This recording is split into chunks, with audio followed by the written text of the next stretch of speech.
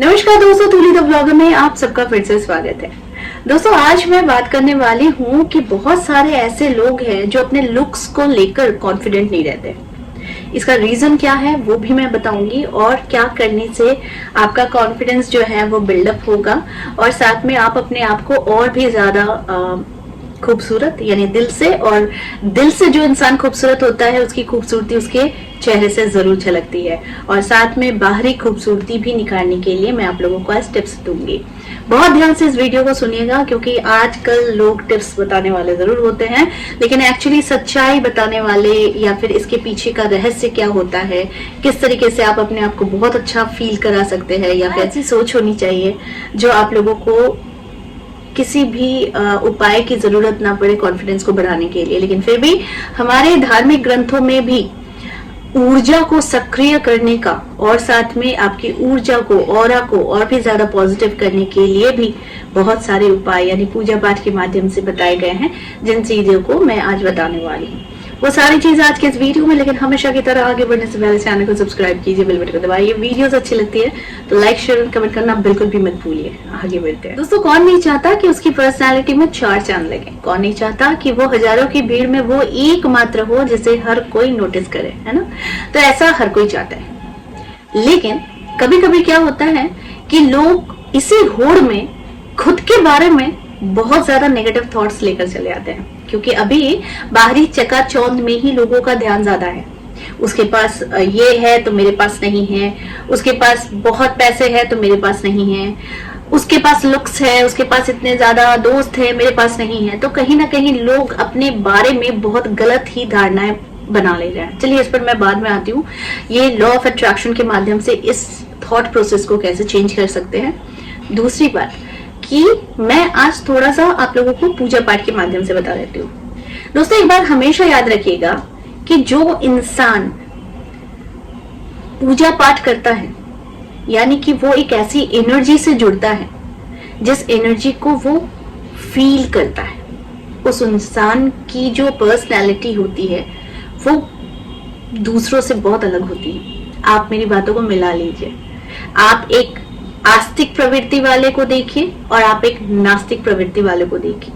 यहाँ पर looks wise तो खैर बहुत बाद में आती है, लेकिन एक नास्तिक प्रवृत्ति वाले इंसान से आप बात करके देखिए और आप एक आस्तिक प्रवृत्ति वाले इंसान से आप बात करके देखिए, आपको समझ में आ जाएगा दोनों में फर्क कहाँ है। ठीक उसी प्रकार से जब आप ईश्वर की पूजा करते हैं, ईश्वर की आराधना करते हैं, खास तौर पर मैं आप लोगों को कहती हूँ जो लोग माँ दुर्गा की पूजा करते हैं वो बड़े ही साहसी बन जाते हैं। आप में से बहुत सारे ऐसे लोग हैं जो लोग बहुत कॉन्फिडेंस का अभाव महसूस करते हैं, जो लोग बहुत बाय नेचर इंट्रोवर्ट होते हैं, जिन लोगों को लगता है कि मैं अपनी फीलिंग्स जो है ये बाहर नहीं बता पा रहा हूँ या फिर अपनी फीलिंग्स जो है वो लोगों को नहीं बता पा रहा हूँ। तो अगर मैं एस्ट्रोलॉजिकल वे में देखूं तो उस इंसान का चंद्र डाउन होता है, ठीक है, चंद्र के साथ कनेक्शन होता है।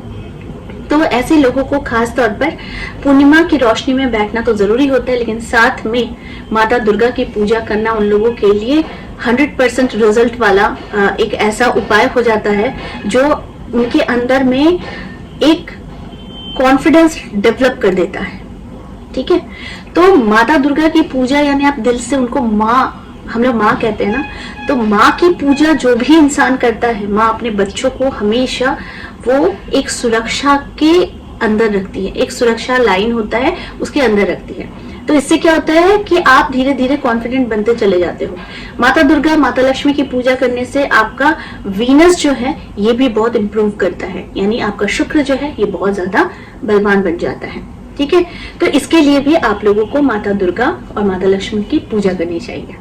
चलिए, मैं एक छोटा सा मंत्र बता देती हूँ। इस मंत्र का जाप, अगर आप लोग कोई भी मंत्र जाप नहीं कर पा रहे हैं, आप लोग पूजा पाठ नहीं कर पा रहे हैं, आपके पास समय का अभाव हो रहा है, हालांकि समय निकालना चाहिए ईश्वर की भक्ति के लिए, वो 10 मिनट ही सही, 15 मिनट ही सही, तो वो भी ईश्वर उसे ले लेते हैं। लेकिन ईश्वर को कम से कम 24 घंटे में एक बार तो जरूर याद कीजिए। इसके लिए आपको जो छोटा सा मंत्र है वो है श्रीम। ठीक है, श्रीम मंत्र जो होता है ना, ये आपकी आर्थिक उन्नति के लिए होती है। आपकी सामाजिक उन्नति के लिए होती है। और सबसे बड़ी चीज है कि ये आपके अंदर एक श्रीम यानी एक फूल, कमल के फूल जैसा, ठीक है, एक फीलिंग्स, माता लक्ष्मी का ये बीज मंत्र है। तो श्रीम कहना ही ये खुद में ही एक कमल के रूप जैसा, कमल की तरह खूबसूरत, ठीक है।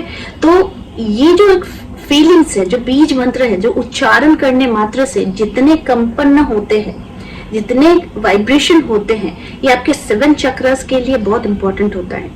तो आप श्रीम, ठीक है, श्रीम मंत्र का आप बीज मंत्र का यानी आप जाप कर सकते हैं। जितना ज्यादा जाप करेंगे उतना अच्छा आपके लिए होगा। दोस्तों, कीचड़ में ही कमल खिलता है, तो इसीलिए आप लोगों को अगर खुद को कमल के रूप में देखना है तो आप 1000 बुराइयों के बीच में आप श्री मंत्र का आप जब जाप करते हैं तो 1000 बुराई में से भी एक ऐसा थॉट प्रोसेस आपके अंदर अचानक से डेवलप हो जाता है जो आपको लाखों के नेगेटिव थॉट से आपको परे करता है और आपको एक पॉजिटिव थॉट्स में इतना आपको डाल देते, इतनी गहरी भावना में डालता है कि उस समय आप अपने बारे में ही अच्छी बातें सोचते हो। आपको धीरे धीरे अपने पर्सनैलिटी में बहुत ज्यादा चेंजेस नजर आने लग जाती है।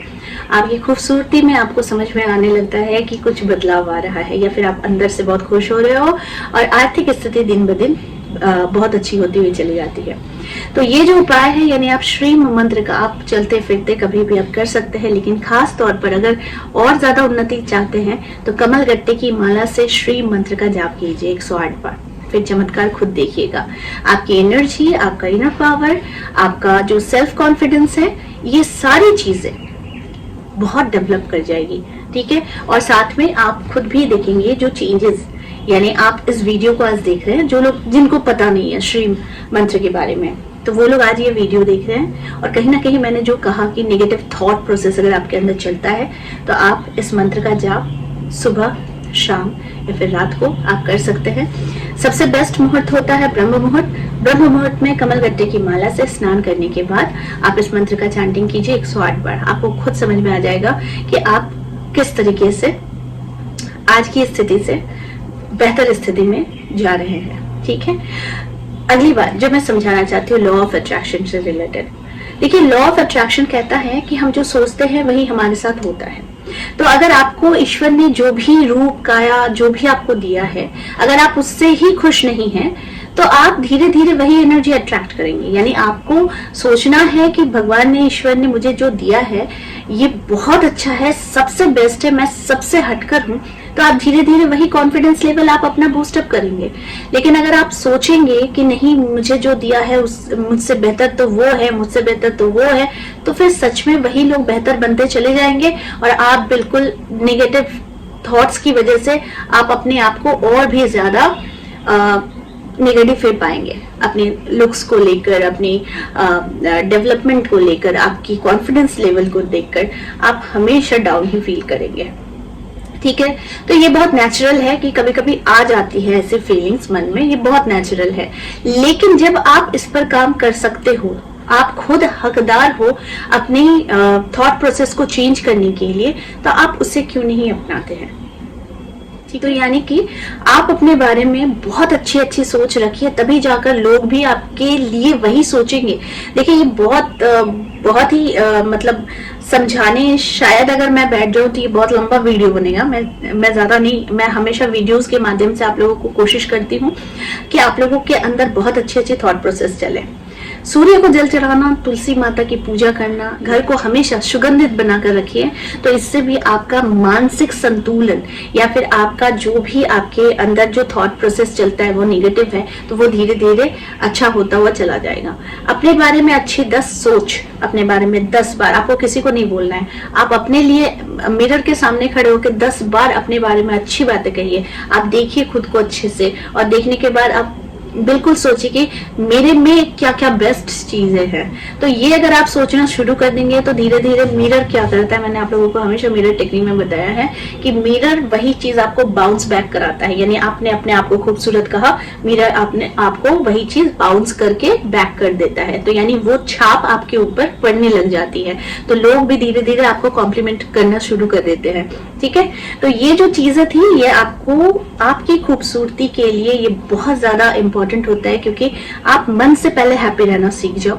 अपने लिए पहले 100% गारंटीड हो जाओ कि आप बहुत बेस्ट हो। भगवान ने आपको इतना अच्छा बनाया है कि आप सबसे बेस्ट हो, सबसे बेस्ट तरीके से आपके लुक्स है, और ये जो लुक्स है, आपका कॉन्फिडेंस है, वो औरों से बहुत अच्छा है। हाँ, ओवर कॉन्फिडेंट होने की जरूरत नहीं है, लेकिन एक अच्छा खासा कॉन्फिडेंस रहना ये एक इंसान के लिए बहुत जरूरी बन जाता है।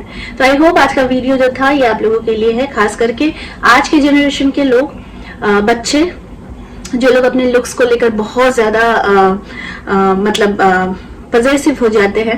तो ऐसे लोगों के लिए देखिए, बाहरी लुक से अच्छा है कि आपका अंदर अच्छा होना चाहिए। आपका अंदर अगर अच्छा रहेगा ना तो वही आपके चेहरे पर आ जाएगा।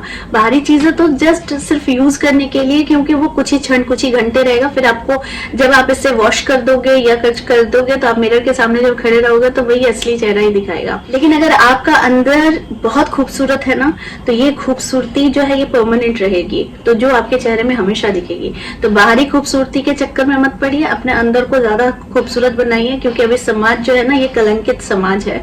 तो समाज को बेहतर बनाने के लिए अपनी से शुरुआत कीजिए, अपने से शुरुआत कीजिए, अपने मन को अच्छा बनाइए, अपनी सोच को अच्छा बनाइए, और फिर देखिएगा समाज धीरे धीरे धीरे धीरे जब ऐसी सारी चीजें बेहतर होती हुई चली जाएंगी, तो समाज में जो इतना दुष्प्रभाव है, इतने सारे पॉलिटिक्स है, इतने सारे प्रॉब्लम्स है, लोगों के बीच में द्वंद्व है, कोई किसी के बारे में सोचता ही नहीं, सारे सेल्फिश बन जा रहे हैं धीरे धीरे।